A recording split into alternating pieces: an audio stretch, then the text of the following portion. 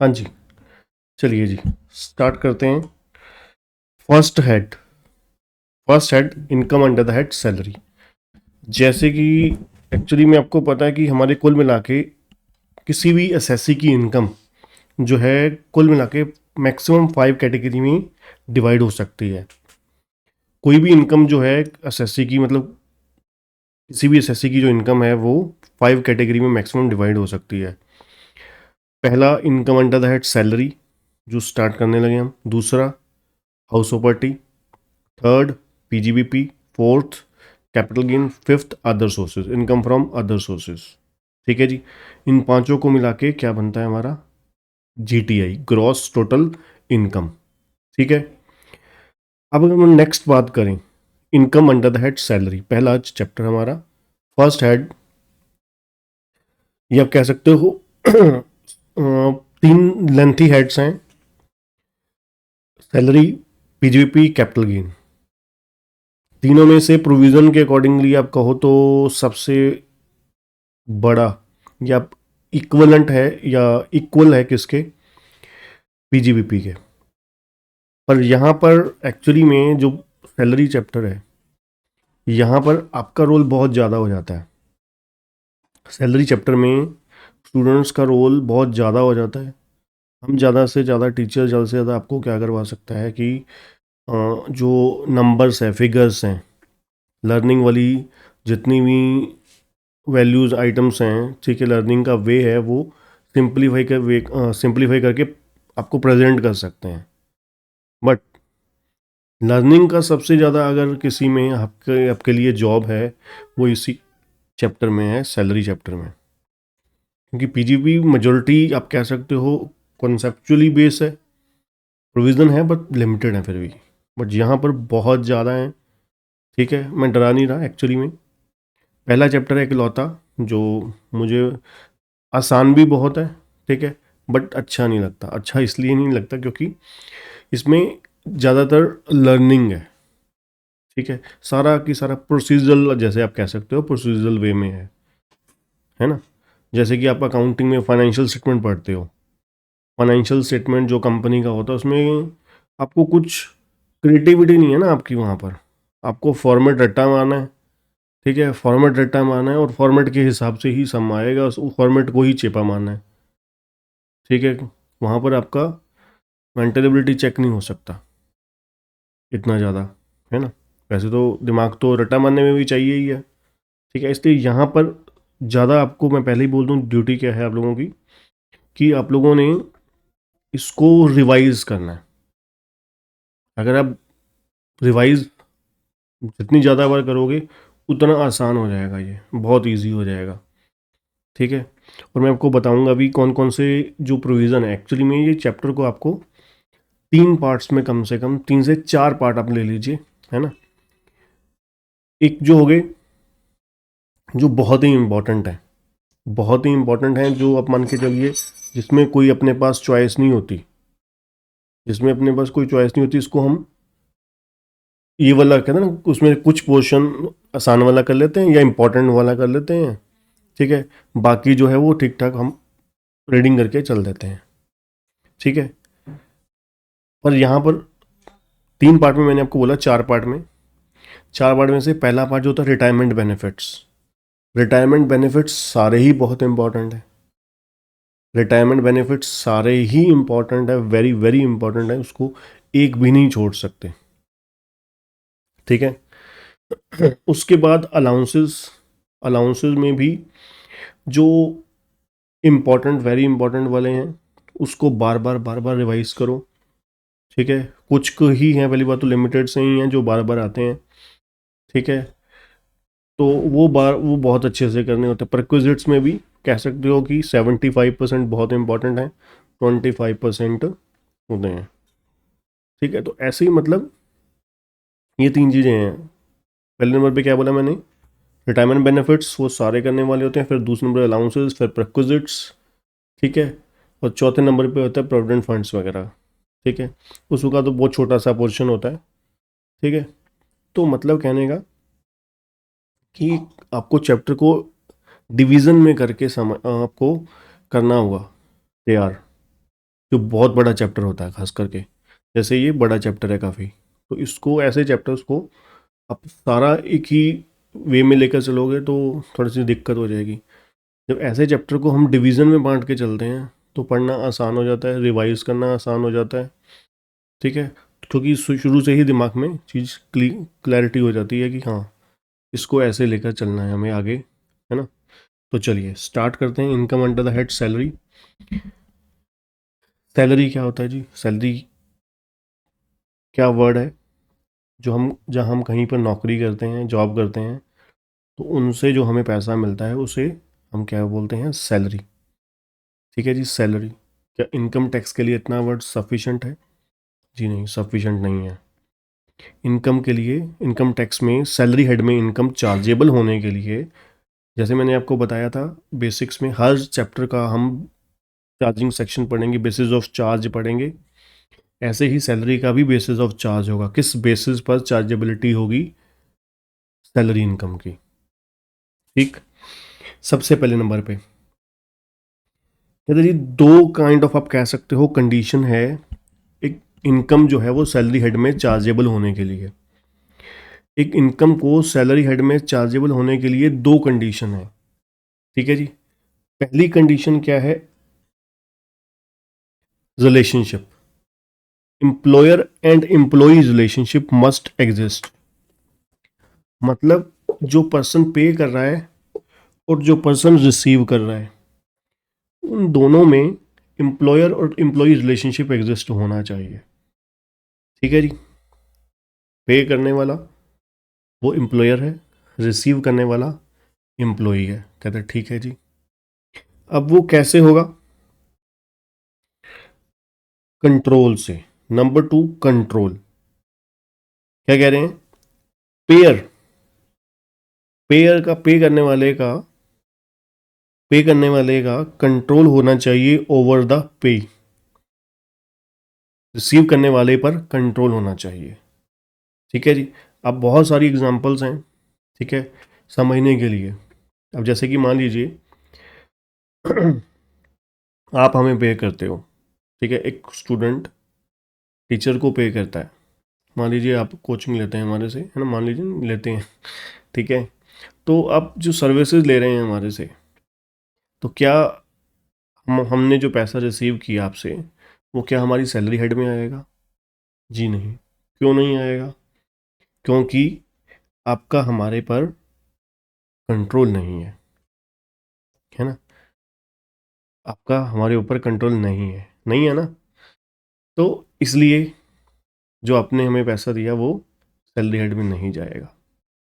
आपके घर कोई इलेक्ट्रीशियन आता है, ठीक है, देखा जाए। चलो धीरे धीरे एग्जांपल बढ़ते हैं, काफ़ी सारी एग्जांपल्स देते हैं जिससे आपको क्लैरिटी हो जाएगी। एक पर्सन, इलेक्ट्रीशियन आता है आपके घर, प्लम्बर आता है ना, कारपेंटर आता है आपके घर, वो काम करता है। आपने बेशक उसको चाहे दिहाड़ी पे लिया, ठीक है, चाहे अपने वो, देखा जाए, वो कॉन्ट्रैक्ट बेसिस पर अपने काम लिया उससे, ठीक है, ठीक है, तो वो उसका देखा जाए वो सैलरी हेड में नहीं होगा, सैलरी हेड में नहीं होगा। क्यों नहीं होगा? मान लीजिए अपने इलेक्ट्रीशियन आया, एक आपने 4 घंटे काम करवाया या एक दिहाड़ी पूरी काम करवाई, उसने बोला कि ठीक है कि भाई ये काम है, कितनी देर का काम है? उसने बोला कि एक दिन लगेगा पूरा, ठीक है जी, इतने पैसे लूँगा जी, मैं 1,000 रुपये लूँगा, 2,000 रुपये लूँगा, ठीक है। तो अपने का डन।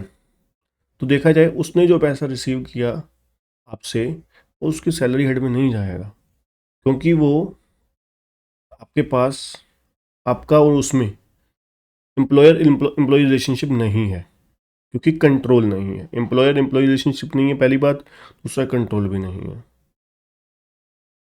ठीक है ना। एम्प्लॉयर और एम्प्लॉय रिलेशनशिप नहीं है। उसके बाद थोड़ा सा करते हैं कि जैसे कि मान लीजिए LIC है। LIC में बहुत सारे एजेंट इंश्योरेंस करवा के देते हैं LIC को, ठीक है। LIC, मान लीजिए मैं LIC का एजेंट हूँ, LIC की एजेंसी ले रखी है मैंने, ठीक है। मैं क्या करता हूँ, कस्टमर पकड़ता हूँ, है ना, पॉलिसी करवाने के लिए जो भी इंटरेस्टेड पर्सन्स होते हैं उनको LIC की पॉलिसी करवाने के लिए कहता हूँ, तो पॉलिसी करवा के, ठीक है, लिंक करवा देता हूँ किसका, LIC और जो पर्सन है जो इंश्योरेंस करवाना चाहता है, ठीक है। और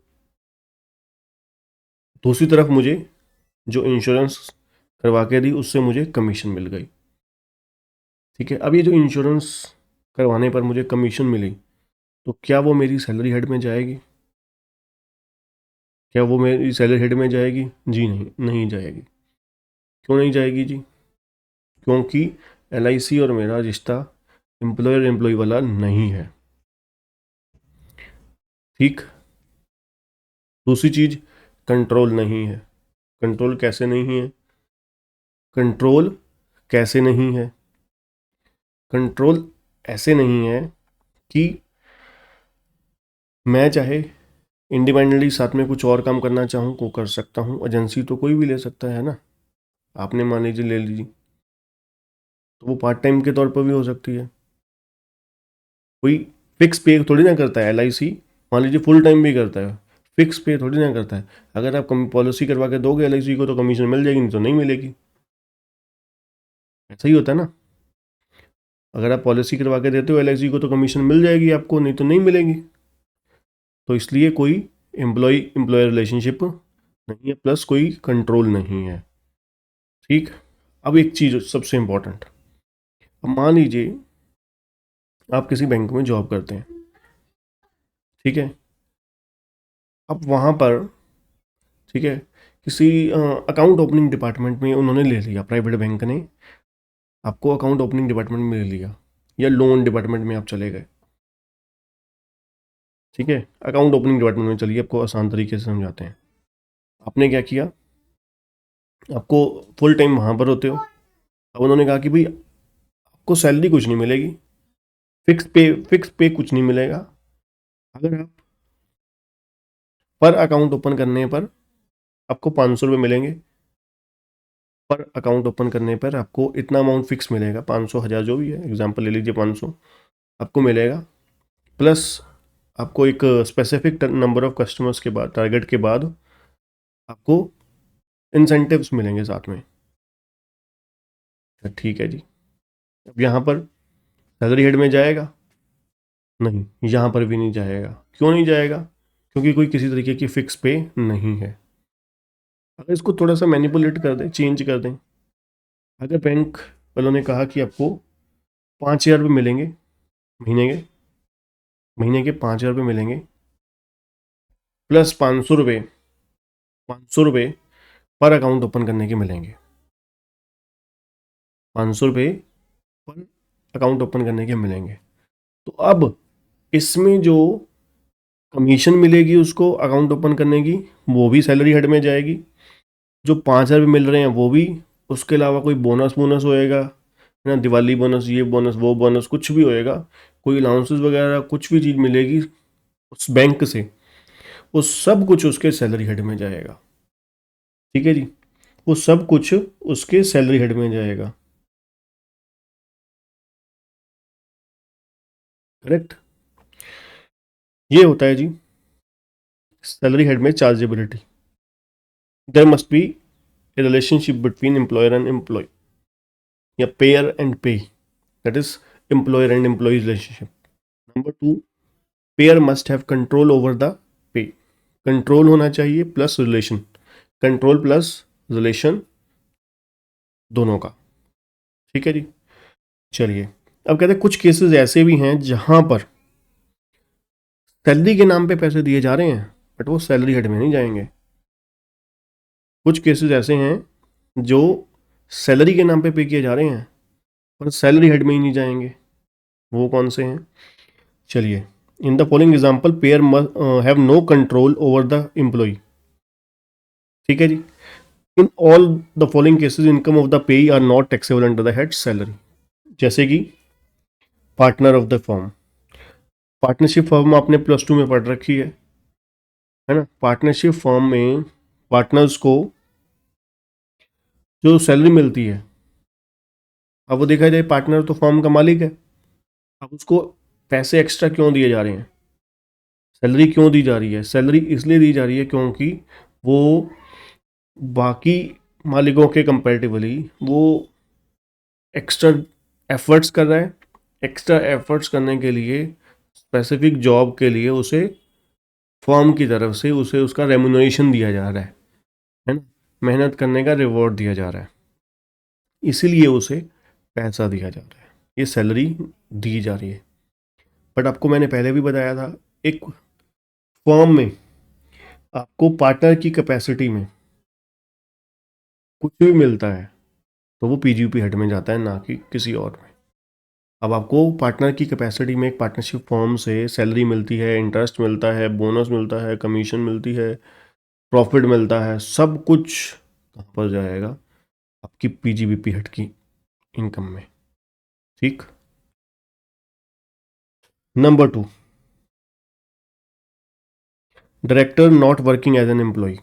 एक डायरेक्टर है, ठीक है, बट वो एम्प्लॉय के तौर पे नहीं है, मतलब नॉन एग्जीक्यूटिव आप कह सकते हो, डायरेक्टर है या इंडिपेंडेंट डायरेक्टर है, उसको जो पैसा मिल रहा है या सैलरी मिल रही है वो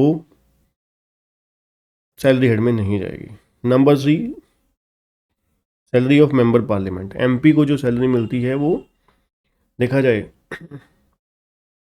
गवर्नमेंट ऑफ इंडिया से मिल रही होती है, ठीक है, ये आप कह सकते हो कि प्रेसिडेंट की तरफ से, पार्लियामेंट की तरफ से, है ना, पार्लियामेंट में एक्ट करने के लिए उसे एम्प्लॉय एज एन सैलरी मिल रही है, एम्प्लॉय आप कह सकते हो, पर वो वहाँ पर कंट्रोल थोड़ी ना होता है, ठीक है ना, वहाँ पर एमपी के ऊपर, मेंबर पार्लियामेंट के ऊपर किस तरीके का कोई कंट्रोल नहीं होता, है ना, वो आए या ना आए, अटेंडेंस करता है नहीं करता, ठीक है। आपने देखा ही होगा बहुत सारे मेंबर पार्लियामेंट हैं जो एक्चुअली में आपने आपको पता भी नहीं होगा, अच्छा यार, है ना, कितने खास करके सबसे बुरे हालात जो अपने देश में है ना, राज्यसभा सांसद के हैं, जो राज्यसभा के मेंबर पार्लियामेंट है ना, उनके बहुत ही ज़्यादा बुरे हाल हैं, आपको पता होगा बहुत सारे, खास करके सचिन तेंदुलकर, ठीक है, उनकी एक्चुअली में अटेंडेंस, वो 10-10 15-15 साल मेंबर पार्लियामेंट रह चुके हैं, ठीक है, बट राज्यसभा से अटेंडेंस कितनी होती है, 3%, 5%। अब आपको पता होगा पंजाब की तरफ से, ठीक है, हरभजन सिंह है, ठीक है, तो उनका भी यही हाल ही है, यही कुछ ही है, क्योंकि वो साल में 2-4 दिन तो जाते हैं, बाकी वही क्रिकेट मैच तो देखा ही आपने, इंडिया में 365 दिन तो क्रिकेट चलता है, ठीक है ना। एक्चुअली में जितना ज़्यादा पहले क्रिकेट रिलीजन टाइप होता था इंडिया में, अब उतना ही बिजनेस बन गया है, बिजनेस ही बन गया है टोटली। इसलिए जो अपने बहुत से लोग अपने किसी और तरीके से क्रिकेट को लेते हैं अब। पहले होता था लिमिटेड, साल में अपना कुछ वनडे हो गए, है ना, वनडे मैच हो गए, कुछ टेस्ट मैच हो गए, अब तो कम से कम मेरे ख्याल से 100-100 दिन तो पहले हुई आईपीएल चलता रहता है, फिर उसके बाद कम से कम 100 दिन वनडे होते हैं, 100 दिन, 50-100 दिन टेस्ट मैच भी चलते हैं, ठीक है जी। तो वो फिर लगे रहते हैं 365 दिन लेबर की तरह।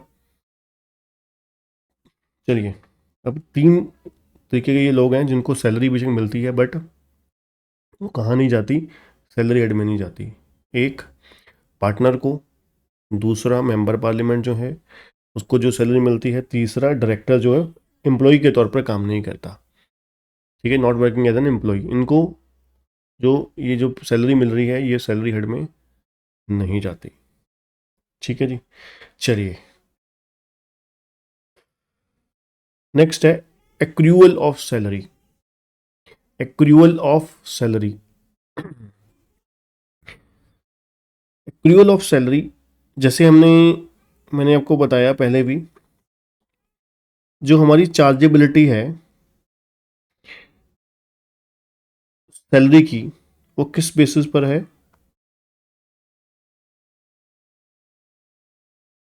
ड्यू और रिसीव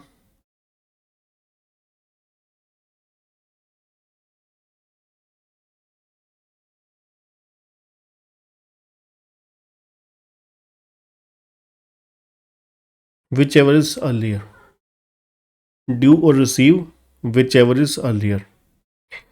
सैलरी जो है चार्ज किस बेसिस पर होगी, अगर ड्यू पहले हो गई तो टैक्सेबल पहले हो जाएगी, रिसीव पहले हो गई तो टैक्सेबल पहले हो जाएगी। ठीक है जी। अब एक्रूअल से मतलब क्या है, ये हम पहले भी पढ़ चुके हैं रेजिडेंशियल स्टेटस चैप्टर में। As per section 1 section 9 subsection 1 clause 2, salary shall be deemed to be accrue or arise in India. Salary क्या मानी जाएगी, deemed to be accrue or arise in India, अगर अर्न इन इंडिया में होती है ना। Income of the nature for services जो render हो रही हैं इंडिया में, plus the rest period or leave period which is proceeded and succeeded by the services rendered in the India and forms part of the service contract of employment shall be regarded as income earned in India. और ये हम clause 3 भी पढ़ चुके हैं। Income chargeable under the head salary payable by the government to a citizen for a service render outside India, है ना। अगर सेक्शन 9 सबसेक्शन 1 क्लॉज 3 हम लोग पढ़ चुके हैं पहले भी, कि इसमें अगर सैलरी जो है अगर गवर्नमेंट ने दी है अपने एम्प्लॉय को, किस लिए, वो देश से बाहर सर्विसेज रेंडर करके आया है, ठीक है, उसने क्या है सर्विसेज रेंडर करी हैं आउटसाइड इंडिया, उसको हम क्या मानेंगे, deem to be accrue or arise in India, है ना, यही मानते थे। For his services render shall be deem to be accrue or arise in India. ठीक है जी। बट क्या कह रहे हैं, as per section 10 subsection 7, any allowance or perquisite, ये ध्यान से सुनिएगा, as per section 10 subsection 7, any allowance or perquisite paid or allowed outside India by the government to a citizen for rendering outside India will be fully exempt। मतलब एक person as an government employee services render कर रहा है विदेश में, services render कर रहा है कहाँ, आउटसाइड इंडिया, ठीक, उसकी सैलरी टैक्सेबल हो जाएगी। क्यों, क्योंकि हम मान रहे हैं deem to be accrue or arise in India. ठीक, करेक्ट करेक्ट।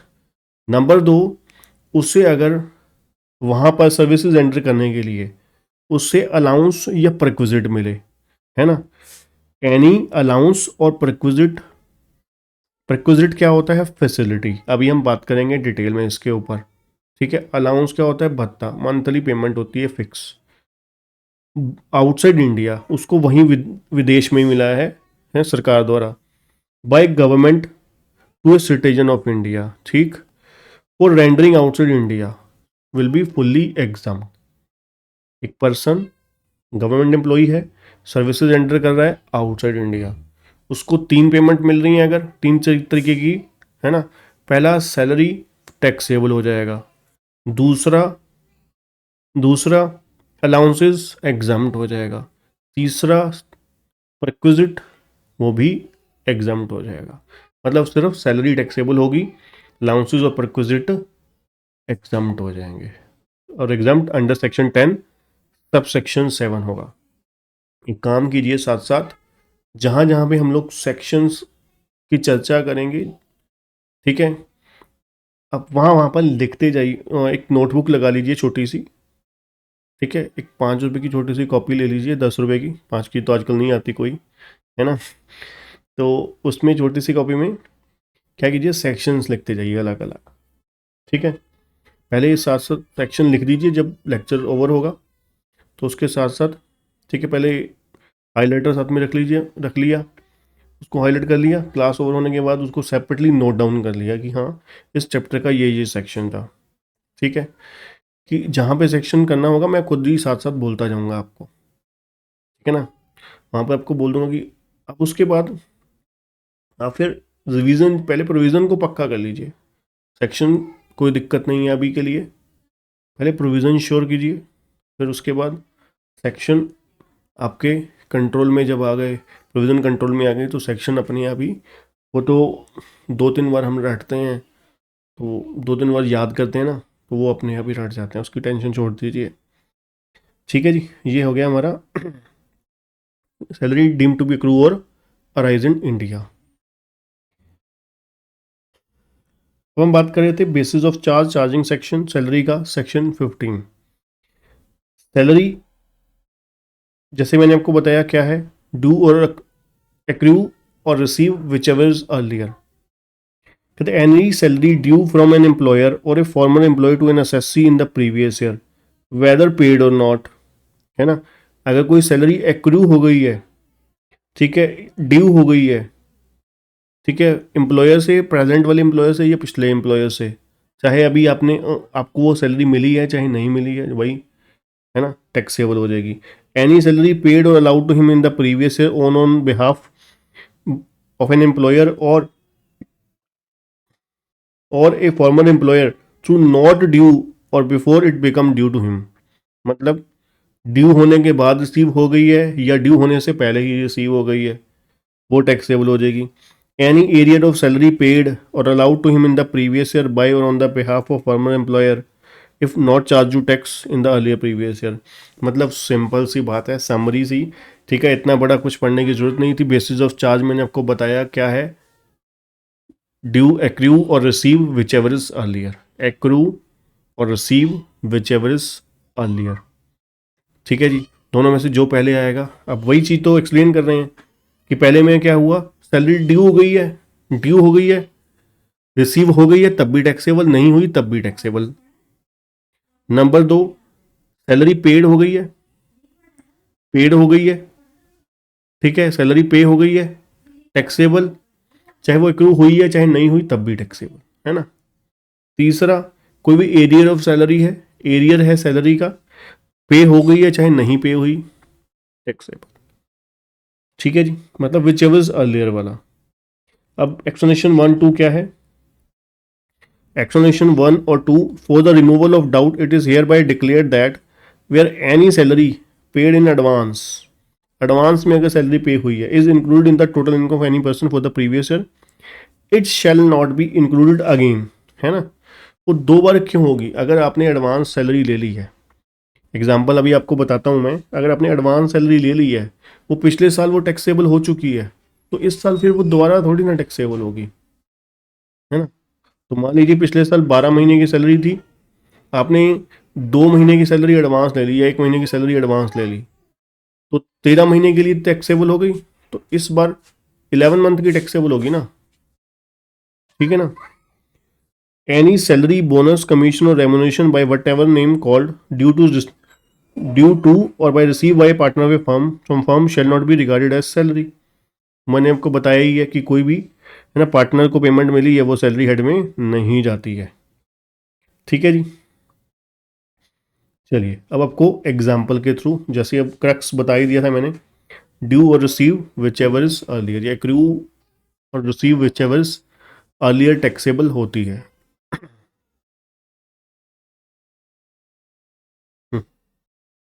एग्जाम्पल नंबर 1 पे आइए जरा, अब देखो ना, if A draw his salary in advance for the month of April 24, ए क्या कर रहा है, अप्रैल 24 की सैलरी जो है वो एडवांस ले रहा है इन the month of March 24 itself,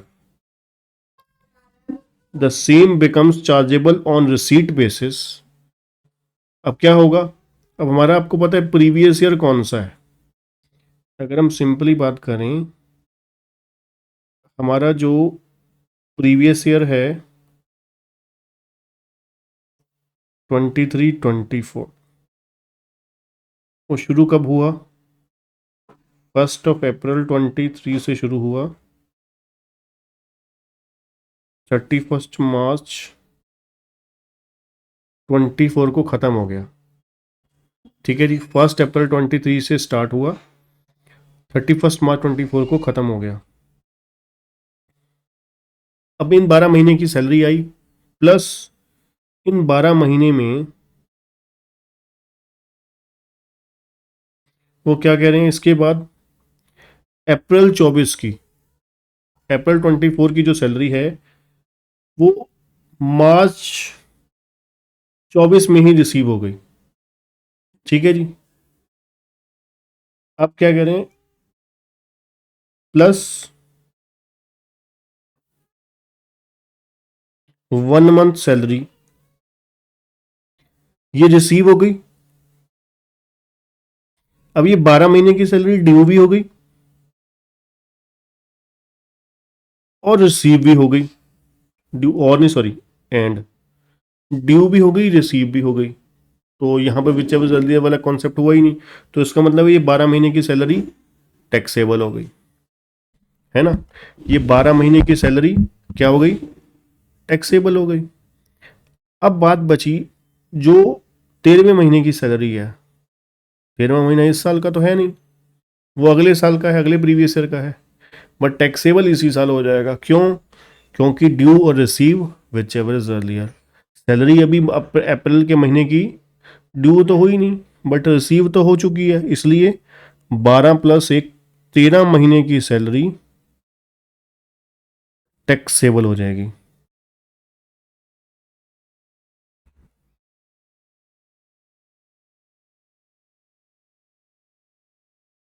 ठीक है, 13 महीने की सैलरी टैक्सेबल हो जाएगी। However, the salary for the assessment year 25-26 will not include that April 24। ठीक है जी, मतलब अगले असेसमेंट ईयर में, असेसमेंट ईयर 25-26 में अब जो सैलरी टैक्सेबल होगी वो कितने महीने की होगी, 11 महीने की, 11 मंथ की। क्यों 11 मंथ की होगी? क्योंकि 12वें महीने की जो सैलरी है वो पिछले असेसमेंट ईयर में पहले ही ऑलरेडी टैक्सेबल है, तो एक चीज़ पे दो बार टैक्स थोड़ी ना लगेगा। ठीक है जी, एग्जाम्पल नंबर 2 ले लीजिए। If the salary due for March 24, March 24 की जो सैलरी है वो रिसीव की गई है by a letter in the month of April 24, मतलब ड्यू हो गई बट रिसीव नहीं हुई। It is still chargeable as income of the previous year 23-24, that is assessment year 24 on due basis, है ना। Obviously salary for the assessment year 25-26 will not included. बेशक अगले assessment year में, अगले असेसमेंट ईयर में बेशक कितने महीने की सैलरी रिसीव हुई है, 13 महीने की, है ना। असेसमेंट ईयर असेसमेंट ईयर 25-26 में कितने महीने की सैलरी रिसीव हुई है, receive for 13 month, but taxable कितने महीने की होगी,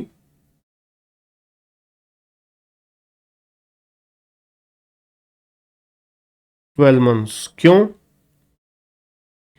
क्योंकि ये जो मार्च की सैलरी थी, March 24 की सैलरी थी, वो April 24 में रिसीव हुई। ठीक है, पर वो ड्यू तो हो ही चुकी थी ना पहले, टैक्सेबल पिछले साल में हो चुकी है, तो अगले साल में फिर नहीं टैक्सेबल होगी। सॉरी, अपना ड्यू हो गई थी, सॉरी।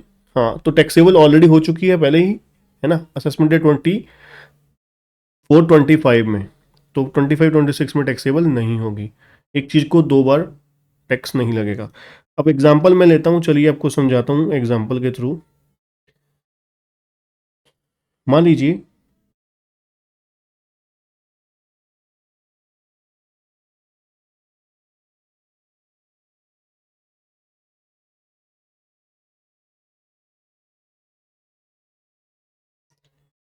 मान लीजिए एस है,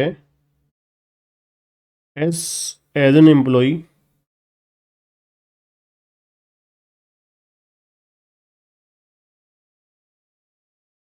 of X limited,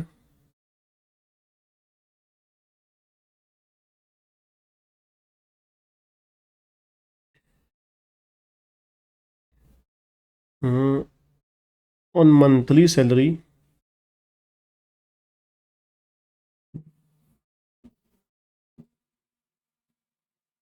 ₹50,000।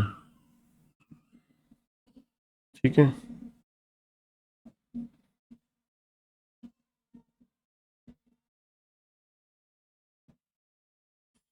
Salary receive on the next on the seventh day of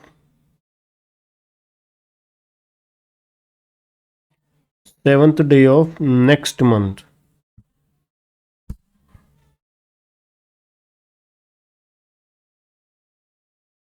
ठीक है जी, सैलरी रिसीव हो रही है on the 7th day of next month. ठीक है जी, फाइंड टैक्सेबल सैलरी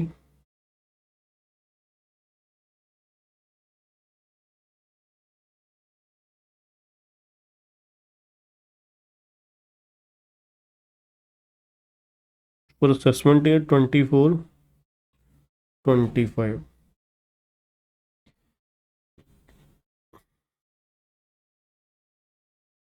ठीक है जी, अब देखिए यहां पर बेशक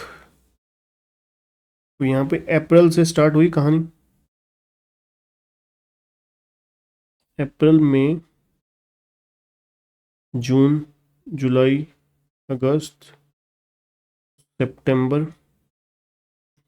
अक्टूबर, नवंबर, दिसंबर, जनवरी, फरवरी, मार्च।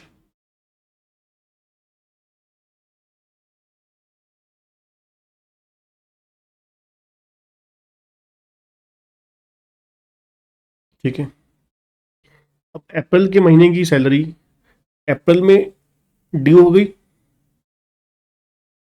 रुकिए ये ड्यू का कॉलम बना लेते हैं, आप लोग मत बनाइए चाहे, और ये रिसीव। ठीक है, अब अप्रैल के महीने की सैलरी अप्रैल में ड्यू हो गई, रिसीव कब हुई, मई में हुई, ये लिख देते हैं अप्रैल। अप्रैल के मई के महीने की सैलरी ड्यू हो गई, रिसीव इधर हुई, accrue, receive, accrue, receive, accrue, receive, accrue, receive, accrue, receive, accrue, receive, accrue, receive, accrue,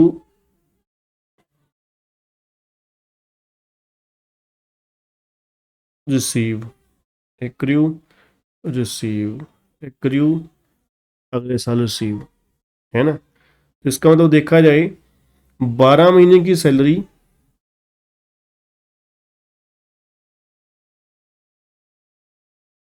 accrue हुई है, रिसीव 11 महीने की हुई है।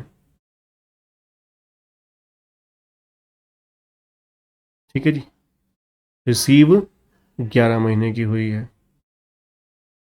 तो फिर हमें क्या करना पड़ेगा, तो due or receive whichever is earlier, तो टैक्सेबल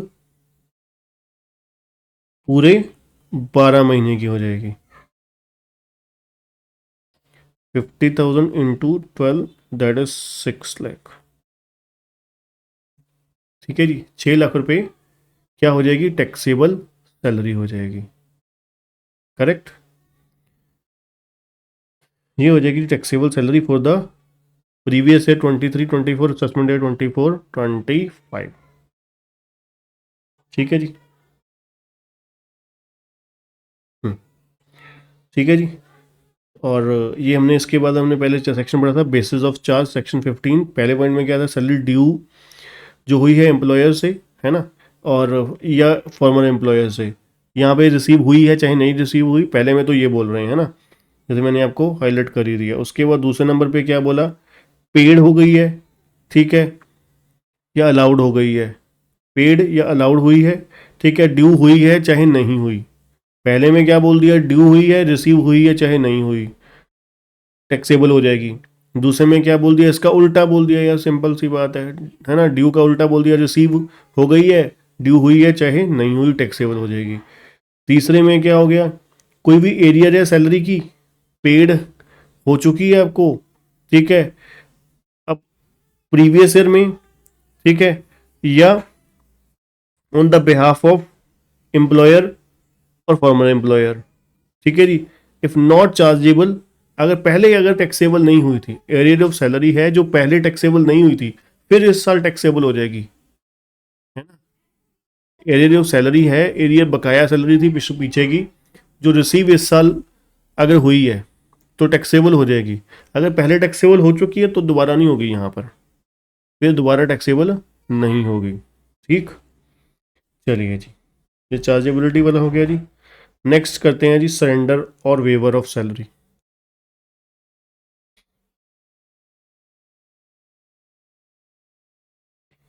सरेंडर और वेवर ऑफ सैलरी कहते हैं when an employee surrender, surrender का मतलब क्या होता है जी, सरेंडर कर देना सैलरी, छोड़ देना सैलरी, है ना।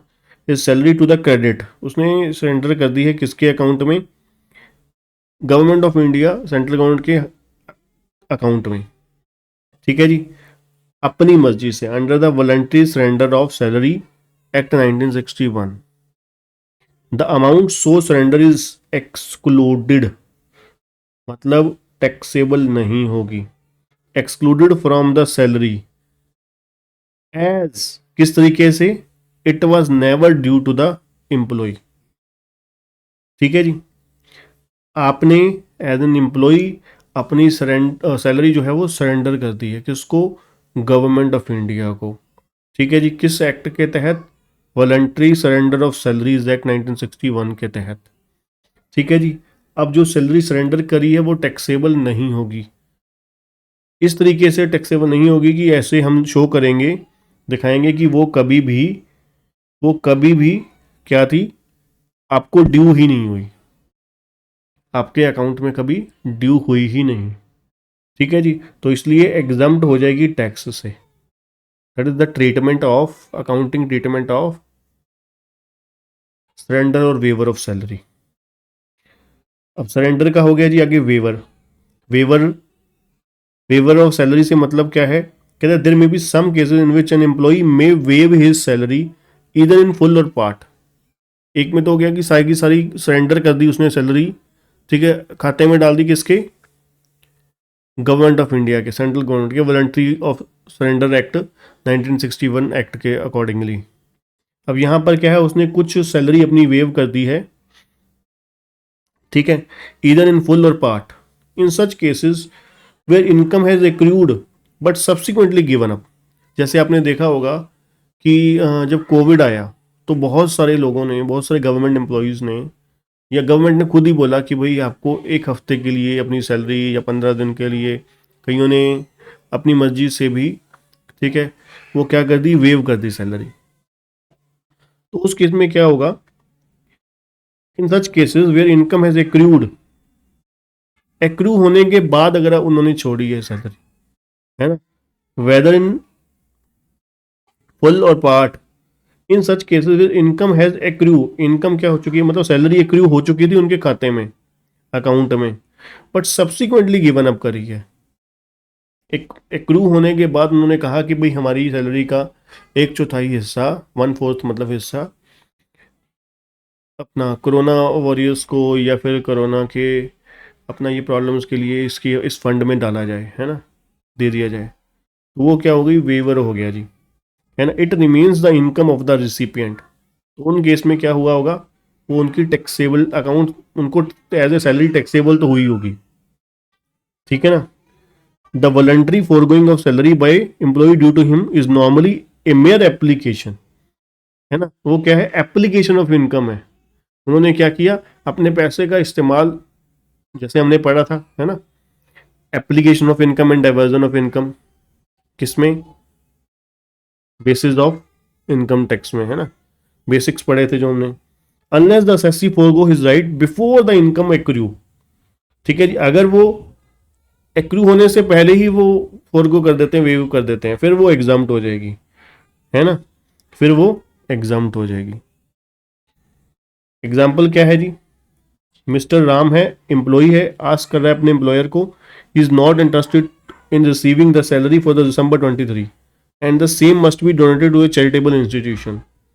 अब दिसंबर की जो सैलरी है वो is taxable in the hands of mister A, it is only due to his instruction that donation has was made to the charitable institution by employer. ये क्या है? एप्लीकेशन ऑफ इनकम है ना, कि उसने अपने तनख्वाह का हिस्सा जो है, एक महीने की सैलरी जो है वो डोनेट करने का सोचा, है ना, अप्लाई कर दिया अपनी मर्जी से, तो वो क्या होगी? टैक्सेबल तो जरूर होगी।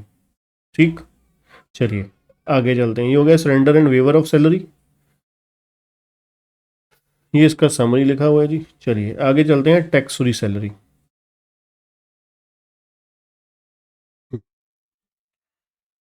नेक्स्ट टैक्स फ्री सैलरी जी। टैक्स फ्री सैलरी में क्या क्या आ गया जी? In other words, tax free salary means employer bears the burden of tax on the salary of the employee। Employer ने क्या किया?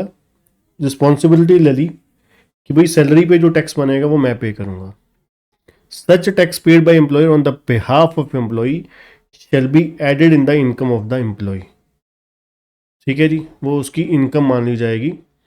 ठीक है, क्यों? क्योंकि देखा जाए, आपको पता है एम्प्लॉयर की तरफ से कुछ भी एम्प्लॉय को दिया जाता है तो वो उसकी सैलरी हेड में चार्जेबल हो जाता है। ठीक है जी। However, as per the section 10 subsection 10 CC, income tax paid by the employer on the non-monetary perquisites on the behalf of the employee would be exempt in the hands of the employee। ठीक है जी, as per section 10 subsection 10 CC क्या होगा यहाँ पर?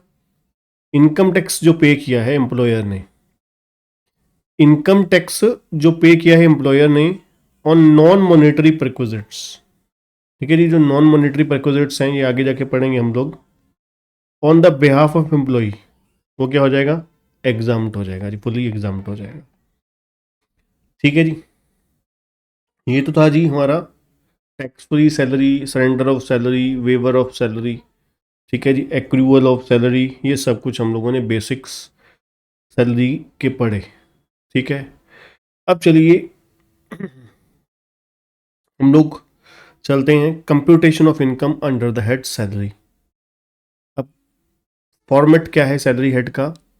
Salary जब full fledge complete हम लोग कैलकुलेट करेंगे तो वो कैसे कंप्यूटेशन होगा? सबसे पहले नंबर पे हम लोग क्या लेंगे? Basic salary. बेसिक सैलरी में जो भी अलाउंसेस होंगे टैक्सेबल पोर्शन वाले वो हम ऐड कर देंगे। एग्जाम्प्ट होंगे, पहले कैलकुलेट करेंगे कितना एग्जाम्प्ट है, कितना टैक्सेबल है। अब टैक्सेबल कैसे आएगा? टैक्सेबल चलिए ये इसके बाद ही बताते हैं, पहले हम सिंपल देख लेते हैं, क्योंकि जब अलाउंसेस करवाऊंगा मैं तो फिर ये चीज़ें भी बताऊंगा कि कैसे। अलाउंसेस टैक्सेबल वाले आ गए, फिर परक्विजिट टैक्सेबल वाले आ गए, फिर प्रॉफिट्स इन लिeu ऑफ सैलरी आ गया, प्लस टैक्सेबल रिटायरमेंट बेनिफिट्स आ गए। ठीक है, और उसके बाद employer contribution towards RPF recognise provident fund 12% से ज़्यादा वाला पोर्शन आ जाएगा टैक्सेबल, और इंटरेस्ट ऑन आरपीएफ 9.5% से ज़्यादा वाला। ये हम सब कुछ पढ़ेंगे, टेंशन मत लो, डिटेल में पढ़ेंगे। ठीक है, इन सब को मिला के बेसिक सैलरी, ये अलाउंसेस, टैक्स और परक्विजिट्स, अपना रिटायरमेंट बेनिफिट्स, ये सब कुछ मिला के हमारा क्या आ गया? ग्रॉस सैलरी आ गई। ठीक है, अब ग्रॉस सैलरी में से डिडक्शन हमें मिलती है, एक तो स्टैंडर्ड डिडक्शन होती है सेक्शन 16 सब सेक्शन क्लॉज आई ए की, और फिर 2 और 3 की एंटरटेनमेंट अलाउंस और प्रोफेशनल टैक्स की। अभी हम बात नहीं करेंगे डिफ़ॉल्ट टैक्स रिजिम के बारे में। ठीक है, मैं आपको फिर एक सिंपल काइंड ऑफ जब हम कर लेंगे, सम फुल फ्लेज करने लगेंगे, तो मैं आपको एक टेबल के थ्रू सिंपलीफाई करके बता दूंगा कि इन इन केसेस में हमें डिफ़ॉल्ट टैक्स रिजिम का, नहीं तो और भी ज़्यादा कॉम्प्लिकेटेड हो जाएगा, है ना, चैप्टर जो है कॉम्प्लिकेटेड कुछ ज़्यादा ही हो जाएगा। इसलिए हम पहले सिंपलीफाई वे में प्रोविज़न को समझेंगे, सिर्फ और सिर्फ मज़े से, आराम से। ठीक है ना, हम अभी डिफ़ॉल्ट टैक्स रिजिम का कॉन्सेप्ट नहीं घुसेड़ेंगे बीच में, जिसकी वजह से सैलरी का चैप्टर आपके लिए बहुत ज़्यादा डिफ़िकल्ट हो जाएगा, है ना। क्योंकि हर बात में जब हम ये समझेंगे कि यहाँ पर डिफ़ॉल्ट टैक्स रिजिम लगेगा, बेनिफिट मिलेगा, यहीं पर ना नहीं मिलेगा, तो हर देखा जाए हर सेक्शन में हमने एक और काम बढ़ा दिया अपने बच्चों का। ठीक है ना, क्योंकि इसलिए मैं आपको बोलता हूँ ना कि एक्चुअली में पढ़ने और पढ़ाने से ज़्यादा इम्पोर्टेंट ये होता है कि भाई हमें किस तरीके से चीज़ें पढ़नी है और रिटेन करना है उसे, ठीक है ना। कि आपको अगर मैं वही 500 600 या 1000 पेजों वाली चीज़ अगर मैं आपको 200 पेजेस में 250 पेजेस में करवा दूँ, ठीक है, सिंपलीफाई वे में आपको लर्न करवाऊँ जिससे आपकी एफर्ट्स कम लगें, तो आपके पास वो 200 250 पेज पढ़ने का समय बचेगा।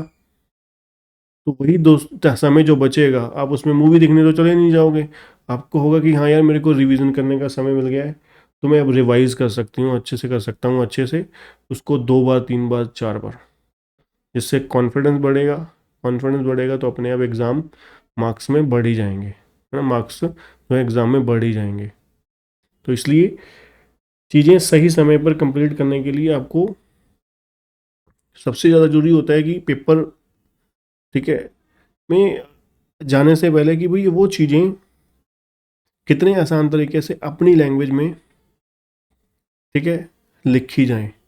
इसलिए मेरी कोशिश यही होती है कि यहाँ पर लिखवाने का काम हम कम करें।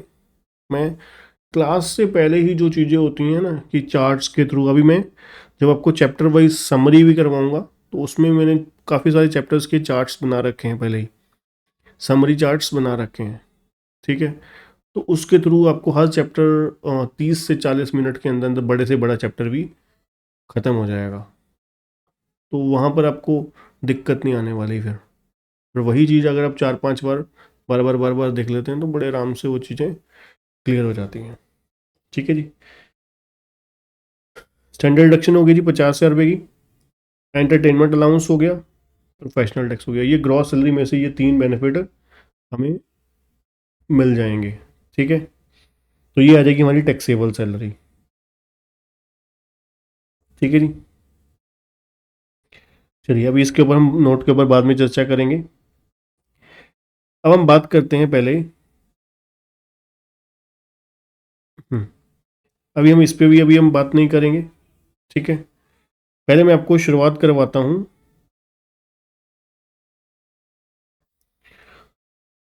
जैसे मैंने आपको बोला 2 चीज़ें होती हैं जी, 2 चीज़ें। अगर हम पहले एक बात करें, सबसे पहले नंबर पे हम बात करें अलाउंसेस की।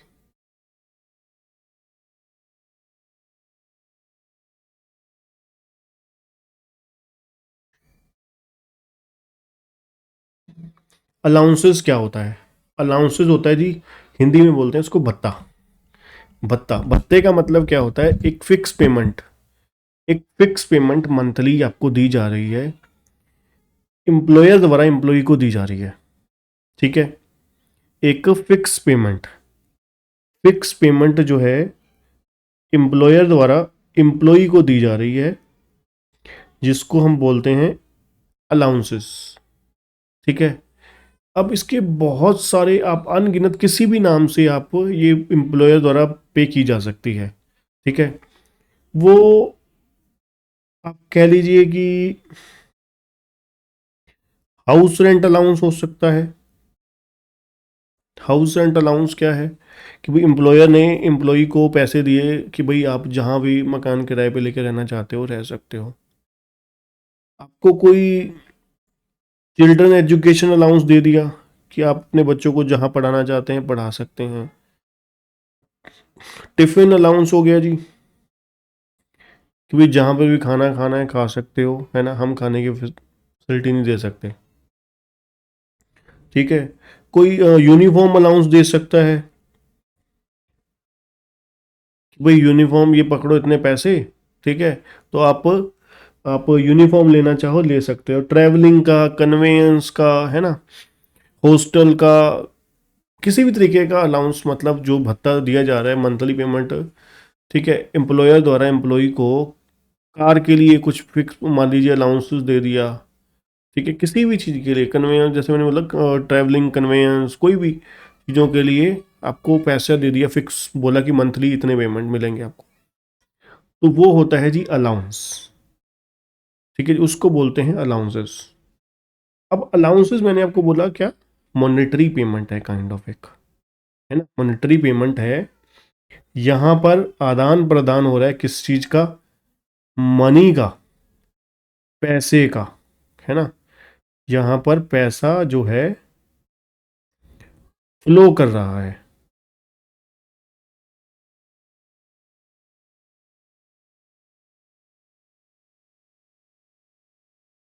ठीक है जी, एम्प्लॉयर द्वारा एम्प्लॉय की तरफ फ्लो कर रहा है, अलाउंसेस हो गया वो, है ना। एम्प्लॉयर द्वारा किसको पे किया जा रहा है, एम्प्लॉय को पे किया जा रहा है। अब ये टैक्सेबल कैसे आएगा,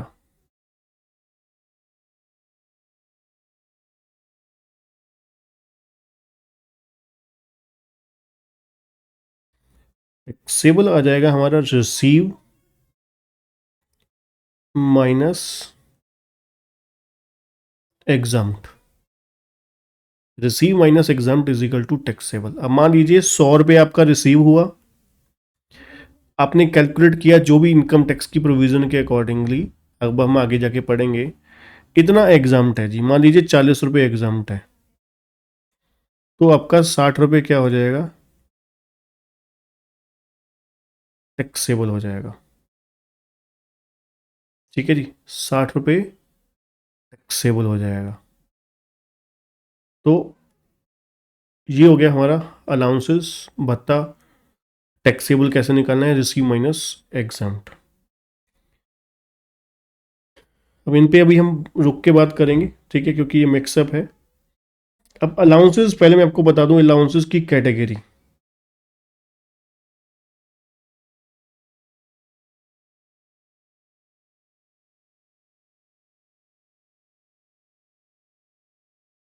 अलाउंसेस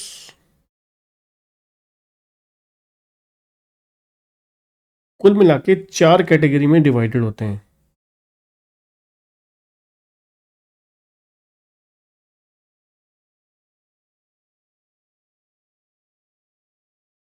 एक, fully exempt,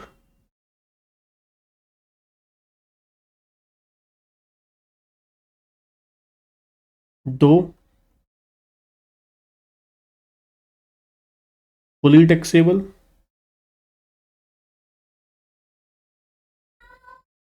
three,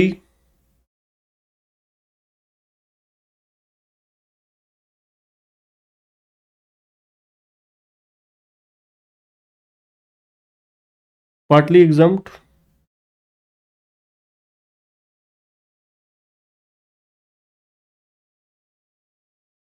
partly taxable, four, exempt up to amount spent.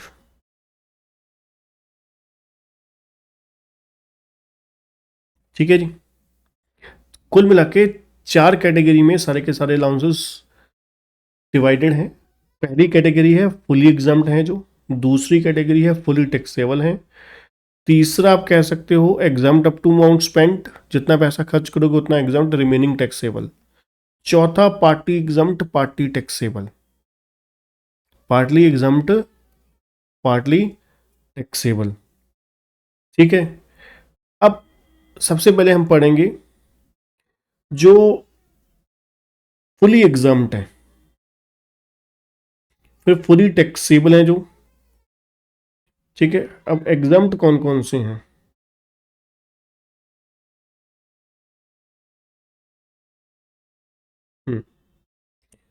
चलिए, fully exempt allowances, fully exempt में नंबर 1 पे आ जाते हैं foreign allowance, foreign allowance under section 10 subsection 7। ये क्या है, ये हमने पढ़ा ही है कि कोई भी अलाउंस या प्रिक्विजिट मिला है as outside, services provided outside India, और पे किसने किया है, गवर्नमेंट ने, किसको, इंडियन सिटीजन को, किसके लिए, for rendering services outside India, तो ये फुली एग्जाम्प्ट। नंबर 2, जजेस को अलाउंसेस दिए जा रहे हैं, हाई कोर्ट के जजेस को अलाउंस दिए जा रहे हैं under section 22A subsection 2 of high court जजेस act 1954 is wholly exempt from tax. Further any sumptuary allowance given to the जजेस ऑफ हाई कोर्ट और सुप्रीम कोर्ट, ये भी फुली एग्जाम्प्ट हो जाएंगे। यूएनओ के एम्प्लॉई को अलाउंसेस मिलेंगे, ठीक है जी, वो भी फुली एग्जाम्प्ट हो जाएंगे। अलाउंसेस परक्विजिट्स मिले हैं किसको? यूपीएससी के चेयरमैन को। यूपीएससी के चेयरमैन को अगर कोई अलाउंसेस या परक्विजिट मिले हैं वो भी फुली एग्जाम्प्ट हो जाएंगे। Certain allowances and perquisites paid to the chairman or retired chairman or member or any member or retired member या चेयरमैन ऑफ यूपीएससी, ठीक है, वो क्या हो जाएंगे जी? एग्जाम्प्ट हो जाएंगे। ये हम पहले भी पढ़ चुके हैं इसलिए दोबारा नहीं पढ़ेंगे। तो कुल मिला के, ठीक है जी, 4 कैटेगरी हो गई। एक तो हो गई फॉरेन अलाउंसेस मिले हैं जो गवर्नमेंट एम्प्लॉय को, जो इंडियन सिटीजन है, ठीक है, अलाउंसेस परक्विजिट फुली एग्जाम्प्ट। उसके बाद हाई कोर्ट के जजेस को, ठीक है, और सेमेस्ट्री अलाउंस मिला है हाई कोर्ट या सुप्रीम कोर्ट के जजेस को, वो भी फुली एग्जाम्प्ट। यूएनओ के एम्प्लॉयज को अलाउंसेस मिले हैं fully exempt.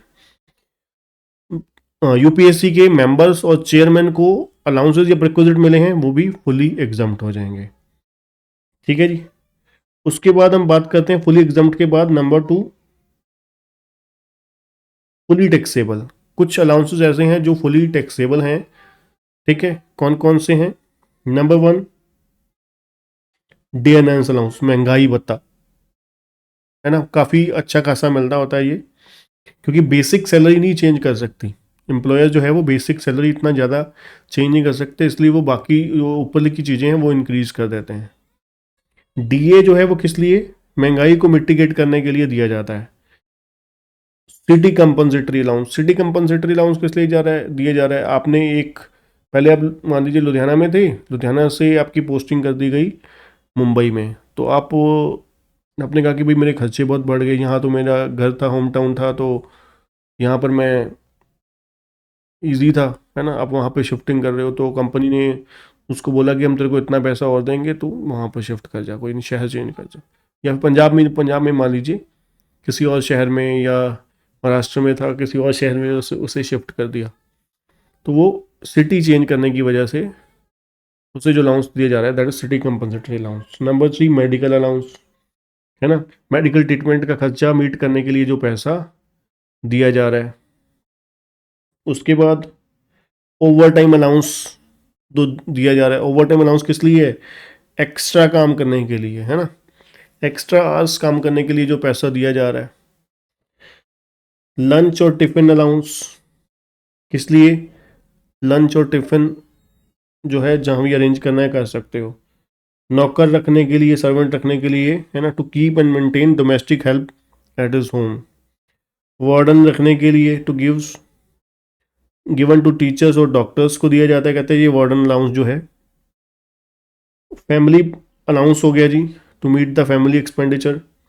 Non practising allowance given to teacher, doctor, CS, है ना, CMA, इनसे हम लोगों को ज़्यादा दिया जाता है। क्यों दिया जाता है? मान लीजिए प्रैक्टिस, हम साथ साथ क्या थे, जॉब कर रहे थे, साथ साथ प्रैक्टिस कर रहे थे, है ना, साथ साथ जॉब कर रहे थे, साथ साथ प्रैक्टिस कर रहे थे, तो एम्प्लॉयर ने कहा कि यार छोड़ दे, अपना प्रैक्टिस छोड़ दे, तो फुल हमारे पास ही आ जा, तो उसके लिए हम तेरे को ये नॉन प्रैक्टाइजिंग अलाउंस देंगे इतना, तो वो भी देखा जाए चला जाएगा सैलरी हेड में, तो ये भी फुली टैक्सेबल हो जाएगा। और नंबर 10 पे डेपुटेशन अलाउंस, ठीक है जी, ये किस लिए दिया जाता है? When employee serve his duty at any other place, ठीक है जी, तो डेपुटेशन करवाने के लिए जो अलाउंस दिए जा रहे हैं वो भी फुली टैक्सेबल। अब आपको याद रखने पड़ेंगे, है ना, इसमें मैं कुछ नहीं कर सकता, ठीक है।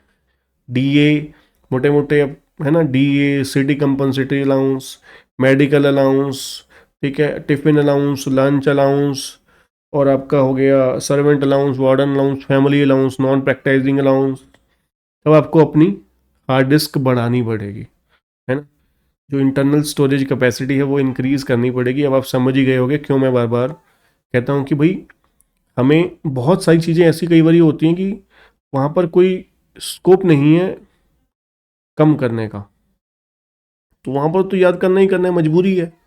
जहाँ पर मजबूरी नहीं है एटलीस्ट वहाँ पे तुम अपना स्मार्ट वे से उसको क्या कर सकते हैं, अपने बर्डन को रिड्यूस कर सकते हैं, है ना, स्मार्टली स्टडी करके उसको हम अपनी बर्डन को कम कर सकते हैं। आप पहले ही गधे वाली चाल से हम लोग चलेंगे जो चीज़ें नॉर्मल जिस तरीके से चल रही हैं वैसे ही पढ़ते जाएंगे पढ़ते जाएंगे। अब आपको भी पता है, अगर आप अपने इंस्टीट्यूट के मटेरियल से पढ़ने बैठ जाओ तो 1000 पेज से कम नहीं है आपकी बुक, है ना।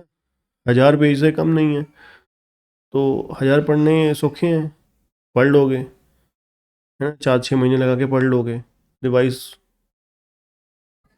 नहीं होंगे, है ना। हम्म, ठीक है जी। तो मतलब आप कह सकते हो ना कि ये कुल मिला के दो तरीके के अलाउंस हैं जो आपको सिंपल सिंपल रटने हैं, allowances, that is fully exempt, number 2 fully taxable. Number 3 आते हैं exempt up to amount spent.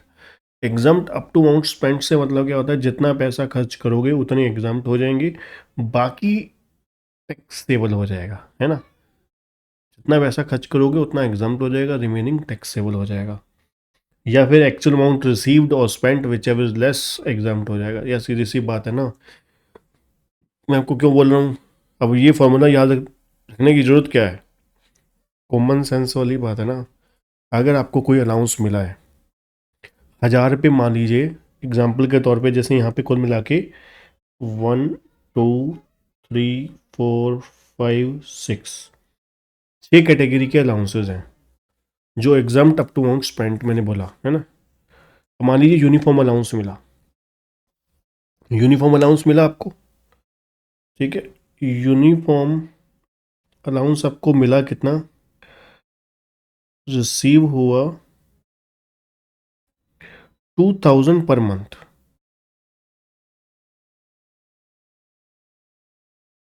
ठीक है। 2000 पर मंथ। ये क्वेश्चन है, इसमें ए ऑप्शन है, इसमें स्पेंट हुआ नंबर 2, नंबर 3।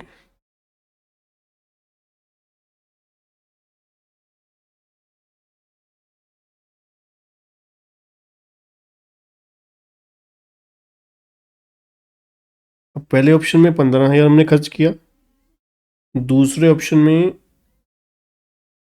28,000, तीसरी ऑप्शन में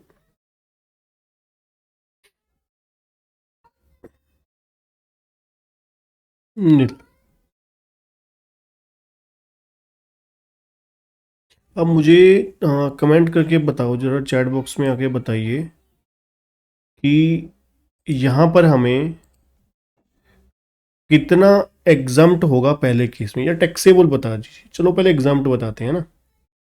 पहले केस में एग्जाम्प्ट कितना हो जाएगा, एग्जाम्प्ट और टैक्सेबल दोनों चलो बताते हैं, है ना, साथ साथ। आधा काम क्यों करें। पहले केस में देखा जाए रिसीव 2000 पर मंथ हुआ, तो साल का कितना हो गया, 24,000, ठीक है जी। रिसीव कितना हुआ, जैसे मैंने आपको बोला था कि क्या होता है टैक्सेबल अलाउंस, कैसे निकालते हैं हम लोग, रिसीव माइनस एग्जाम्प्ट। अब रिसीव कितना हुआ है, 24,000। अब माइनस, पहले आप बताइए एग्जाम्प्ट, एग्जाम्प्ट कितना हो जाएगा जी। ए पोर्शन में, ए ऑप्शन में, ऑप्शन ए में कितना एग्जाम्प्ट होगा जी, फटाफट बताइए जल्दी जल्दी।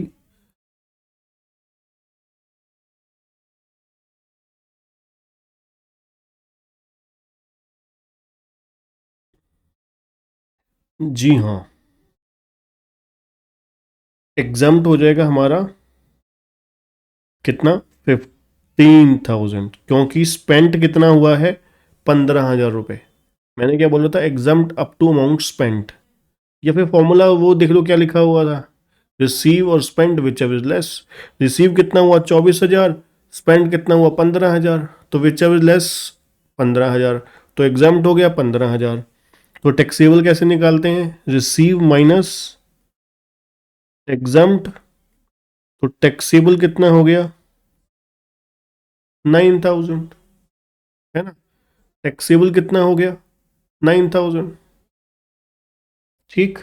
चलिए अब दूसरे ऑप्शन पे आते हैं जी, बी ऑप्शन में। बी में एग्जाम्प्ट कितना होगा जी,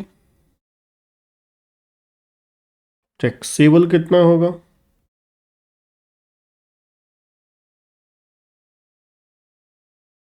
बताइए जरा फटाफट। एग्जाम्प्ट कितना होगा जी, पहली बात तो हमने क्या बोला था, रिसीव कितना हुआ है 24,000, स्पेंड कितना हुआ है 28,000, 28,000 रुपीज स्पेंड कर दिया उसने यूनिफॉर्म में। ठीक है जी, जितना मिला उससे भी ज्यादा खर्च कर दिया, तो क्या टैक्सेबल 28,000 होगा? ठीक है जी, जी नहीं, जितना मिला है उतना ही एग्जाम्प्ट होगा ना, ज्यादा कैसे हो जाएगा, माइनस में कैसे चला जाएगा, तो ये गलती कभी मत कीजिएगा। एग्जाम्प्ट कितना होगा, जितना मिला है, मिला कितना है 24,000, तो टैक्सेबल कितना हो जाएगा 24,000 minus 24,000, that is zero, nil taxable हो जाएगा। चलिए सी ऑप्शन पे चलते हैं, यहां पर एग्जाम्प्ट कितना होगा,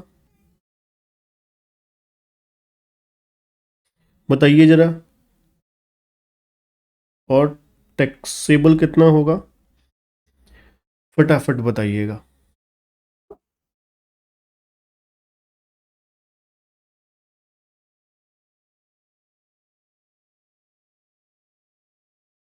अब यहां पर हमने रिसीव कितना किया है 24,000, रिसीव कितना किया है 24,000, और खर्चा कितना किया है जीरो।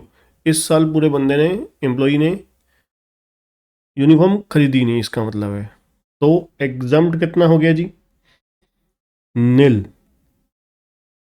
है ना, अमाउंट रिसीव और spent which ever is less, या फिर, है ना। अब यहां पर आप खुद सोचिए ना, उसने खर्चा ही नहीं किया तो एग्जाम्शन क्यों मिलेगी, खर्चा ही नहीं किया उसने तो एग्जाम्शन क्यों मिलेगी, तो सारा का सारा टैक्सेबल हो जाएगा। 24,000 minus zero is equal to 24,000। ठीक है जी, ये तरीका होता है जी टैक्सेबिलिटी निकालने का। तो जो अलाउंसेस हमें मिलते हैं, जो अलाउंसेस हमें मिलते हैं और वो एग्जाम्प्ट हैं अप टू अमाउंट स्पेंट तक, जितना पैसा खर्च किया उतने तक एग्जाम्प्ट है हमें। ठीक है जी, तो यहाँ पर याद करने की जरूरत नहीं है आपको। अब देखिए ना, अगर आपने खर्चा ज़्यादा किया है तो मैक्सिमम जितना मिला है उतने तक एग्जाम्प्ट होना चाहिए।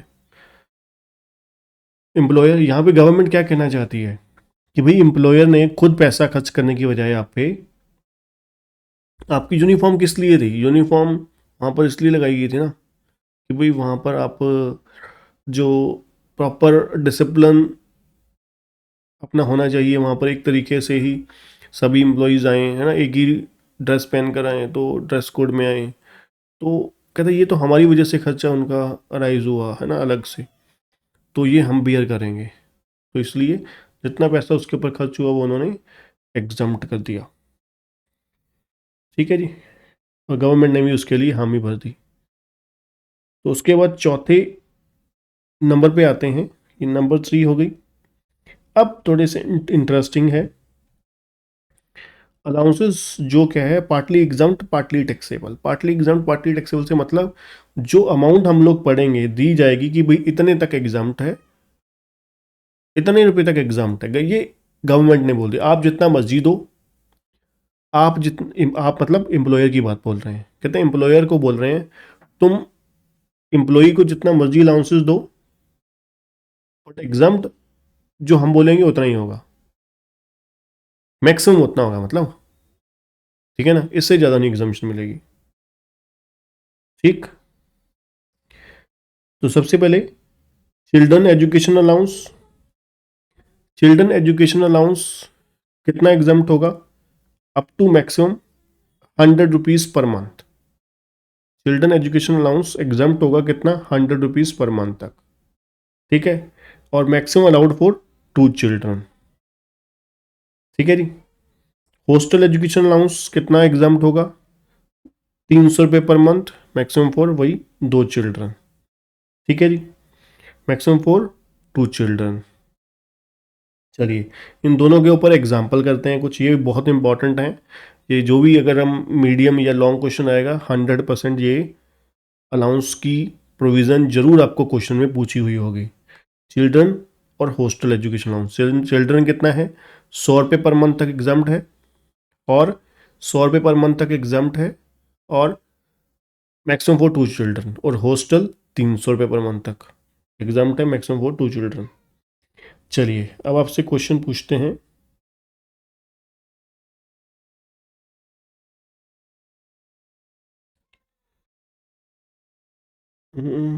Mister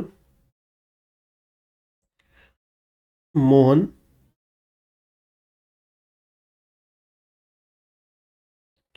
receive children education allowance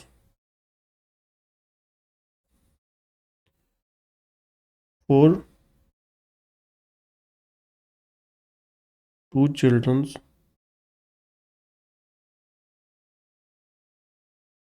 ₹250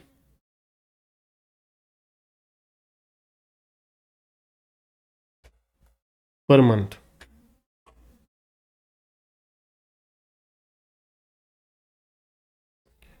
So previous year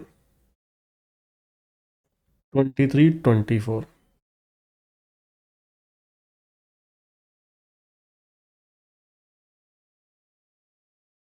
Find taxable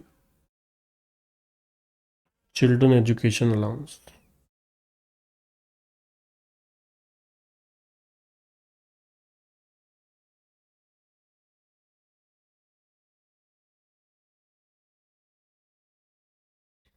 ठीक है जी।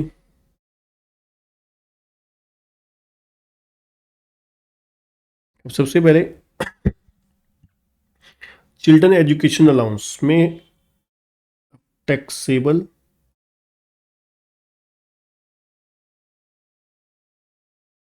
चिल्ड्रन एजुकेशन अलाउंस कैसे करना है, ध्यान से देखिएगा। सॉल्व करने का तरीका, पहले हम लिखेंगे रिसीव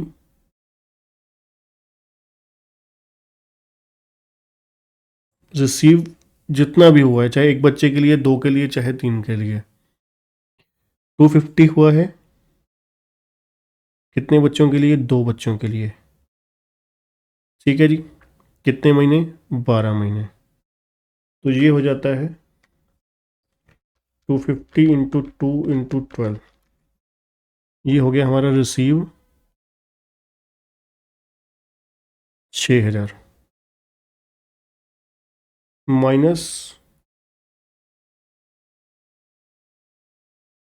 एग्जाम्प्ट हमने क्या पढ़ा, 100 rupees per month maximum for 2 children. यहाँ पे 2 ही बच्चे हैं, ठीक है, मिला ज़्यादा है कोई दिक्कत नहीं है, बट हमें तो मैक्सिमम कितना अलाउड होना है, हमें तो 100 रुपये अलाउड है। तो इसका मतलब है एग्जाम्प्ट कितना हो गया, 100 रुपये। बच्चे मैक्सिमम 2 हो सकते हैं, तो 2 अलाउड हैं, ठीक है। और कितने महीने, 12 महीने। तो ये कितना हो गया, 2400 हो गया। तो एग्जाम्प्ट कितना हो गया, 2400, तो 3600 टैक्सेबल हो गया। ठीक है जी। टैक्सेबल कितना हो गया, 3600, करेक्ट। 3600 हमारा टैक्सेबल पोर्शन आ गया। ठीक है जी, बिल्कुल सही, परफेक्ट। अब क्वेश्चन नंबर 1 है, इसी में ही हम थोड़ा सा चेंज कर देते हैं। मान लीजिए इन क्वेश्चन 1 जो चिल्ड्रन है वो 2 की जगह कितने हो गए, 3। ठीक है जी। हम लोग चिल्ड्रन बाकी सब कुछ सेम रख रहे हैं, 2 की जगह 3 बच्चे हो गए। ठीक है जी, 2 की जगह 3 बच्चे हो गए। तो फिर क्या आंसर होगा, तो फिर लिखना हमें प्रोसेस वैसे ही फॉलो करना। मैं आपको बार बार बोल रहा हूँ, यहाँ पर नंबर ऑफ प्रोविजन बहुत ज़्यादा होंगी, इसलिए कोशिश करो चीज़ों को आसान करने की। आसान तरीके से एक सिमिलर प्रोसेस फॉलो करो जिससे मेजॉरिटी क्वेश्चन सॉल्व हो जाए। ठीक है ना। तो यहाँ पर रिसीव कितना हो गया, महीने का कितना था 250, बच्चे कितने 3, महीने कितने 12, तो 250 इंटू 3 इंटू 12, 9,000 रुपये तो मिल गए जी, है ना। 9,000 रुपये मिल गए, उसमें से एग्जाम्प्ट कितना होगा।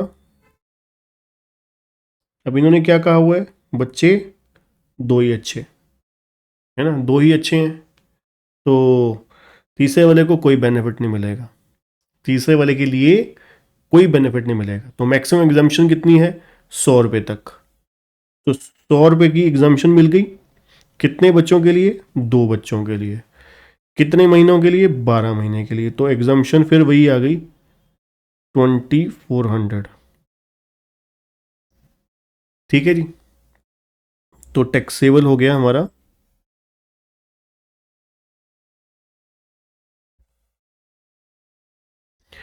9,000 माइनस 2 7,000, 7,000 में से 400 गए 6,600, तो 6,600 रुपये टैक्सेबल वैल्यू ऑफ क्या आ गई, अलाउंसेस, चिल्ड्रन एजुकेशन अलाउंस। चलिए अब चलते हैं एक और एग्जाम्पल पे। अब इसमें हम लोग दो चीज़ों में चेंज लाते हैं। एक तो चिल्ड्रन हम लोग कितने करेंगे, चिल्ड्रंस की काउंटिंग जो है वो सेम ही रहने देते हैं 3, और जो चिल्ड्रन एजुकेशन अलाउंस है उसको हम घटा के कितना कर देते हैं, 75 रुपीज़, 75 रुपीज़ पर मंथ। ठीक है जी, 75 rupees per month children education allowance कर देते हैं।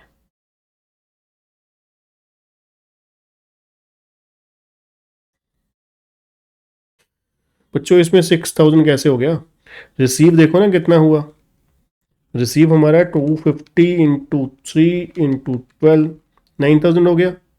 और एग्जाम कितना हो गया, एग्जाम्ट, एग्जाम्ट हमारा 100 into 2 into 12, 2,400, 9,000 minus 2,400 that is 6,600।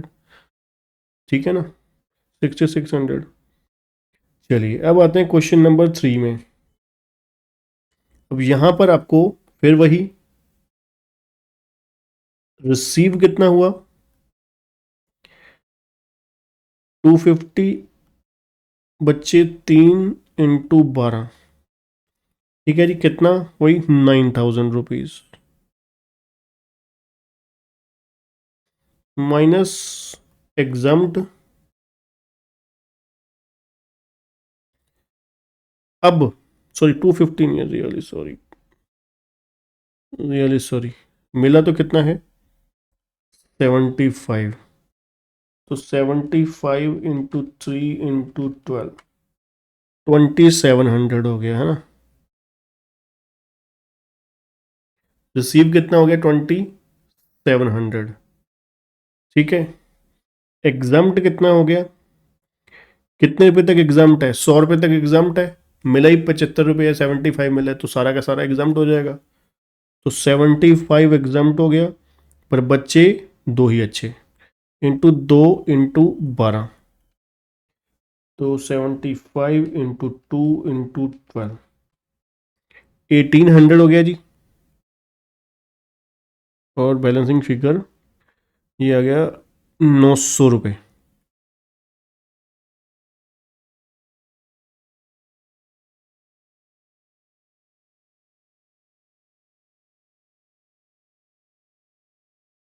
ठीक है जी।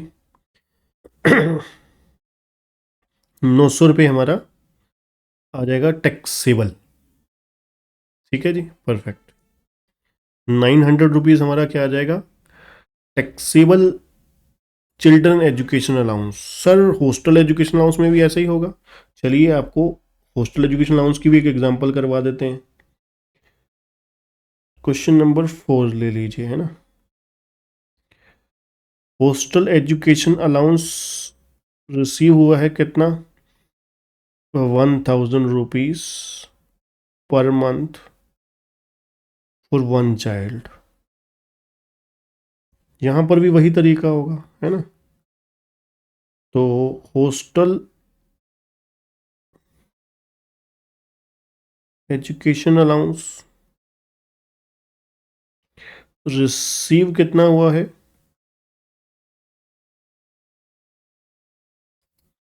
1000 इंटू 12 इंटू 1, 12,000 रुपये मिला है,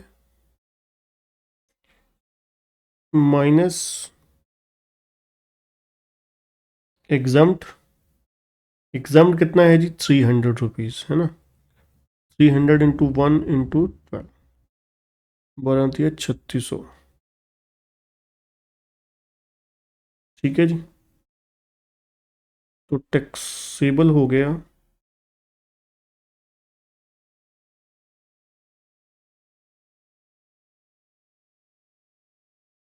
आई थिंक सो 8400, है ना। 8400 हमारा टैक्सेबल पोर्शन हो गया जी। ठीक है जी, टैक्सेबल पोर्शन हो गया हमारा postal education allowances. Correct.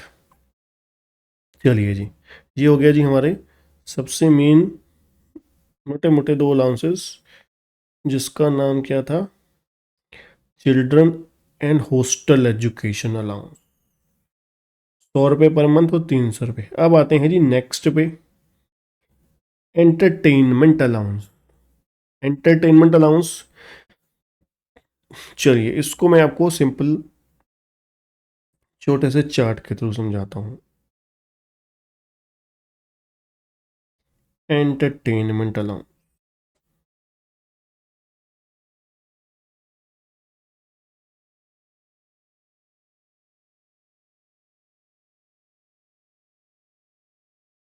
Entertainment allowance government employee, non government employee. अब कहते हैं जी देखो, तुम्हारी कहेगी नॉन गवर्नमेंट वालों की एंटरटेनमेंट है ना, तुम्हारे को कहे कि एंटरटेनमेंट है ही नहीं तुम्हारी, है ना। स्ट्रेसफुल जॉब करते हो आप लोग, तो आपके लिए कोई एंटरटेनमेंट अलाउंस नहीं मिलता होगा।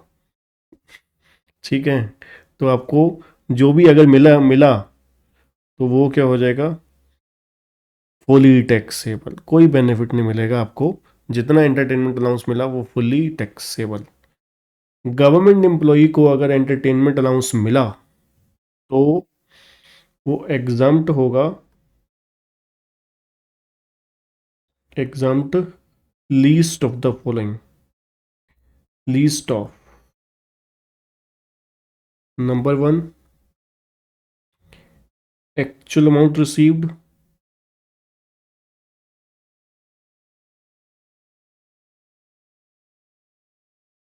नंबर 2 20% ऑफ बेसिक सैलरी,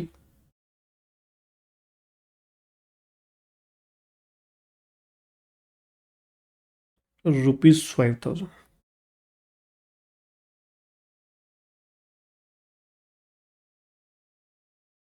ठीक है जी, इन तीनों में से जो लीस्ट अमाउंट होगी वो क्या हो जाएगा, एग्जाम्प्ट हो जाएगा, रिमेनिंग टैक्सेबल। अब टैक्सेबल निकालने के लिए आपको पता ही है प्रोसेस क्या है, रिसीव माइनस एग्जाम्प्ट। ठीक है जी, अब आपके सामने ही है, actual amount received 20% of basic salary या 1/5, कई बार वर्ड आपकी वो हो सकते स्टडी मटेरियल में। ठीक है जी, हाँ जी बिल्कुल, 5,000 रुपीज़ पूरे साल का है जी, टोटल है। ठीक है, और 5,000 रुपीज़ पूरे साल का। ठीक है, मंथ का नहीं, टोटलिटी में, टोटलिटी में। ठीक है, मतलब ओवरऑल एग्जाम्शन आपको ये चाहे एंटरटेनमेंट अलाउंस मिला ही 2 महीने, 2 महीने है तो टोटलिटी में 5,000 ही मिलेगा आपको। एग्जाम्शन की अमाउंट नोट, ये पता क्या होता है, ध्यान से सुनिए जरा। नोटिफाइड, ये जहां पर रुपीज लिखे होंगे ना, तो ये समझो एक मैक्सिमम लिमिट तय कर दी, एक लिमिट तय कर दी कि 5,000 रुपये से ज़्यादा की एग्जामिशन हो ही नहीं सकती। That's it.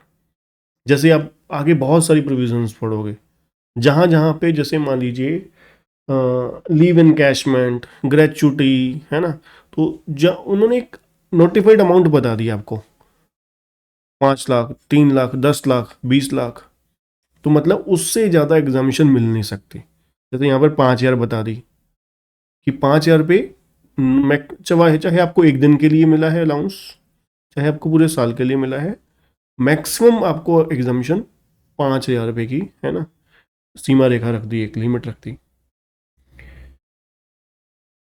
ठीक है जी। तो ये अब सिंपल तरीके से रीड कर सकते हैं कि जो entertainment allowance receive by non government employee fully taxable. ठीक, entertainment allowance receive by government employee exempt least of the following: actual amount received ₹5,000, 20% of basic salary which is less exempt। उसके बाद tribal area allowance अगर मिला है आपको, वो exempt है, 200 रुपये पर मंथ तक। माइनिंग या आइलैंड अंडरग्राउंड अलाउंस मिला है, वो 800 रुपये पर मंथ तक एग्जाम्प्ट है। आइलैंड ड्यूटी अलाउंस 3,250 रुपये तक एग्जाम्प्ट है। फील्ड एरिया अलाउंस 2,600 रुपये तक एग्जाम्प्ट है। बॉर्डर एरिया या रिमोट एरिया अलाउंस 200 से 1,300 पर मंथ तक एग्जाम्प्ट है। ठीक है, डिपेंड करता है जगह पर। ठीक है जी। तो ये हो गए जी कुछ बेसिक से हमारे अलाउंसेस। अब नेक्स्ट लेक्चर में बहुत इम्पॉर्टेंट अलाउंसेस पढ़ेंगे। पहले हम उसके प्रैक्टिकल क्वेश्चन भी सॉल्व करेंगे साथ साथ। ठीक है, फिर हम अगले नेक्स्ट परक्विजिट्स पे पहुंचेंगे फिर।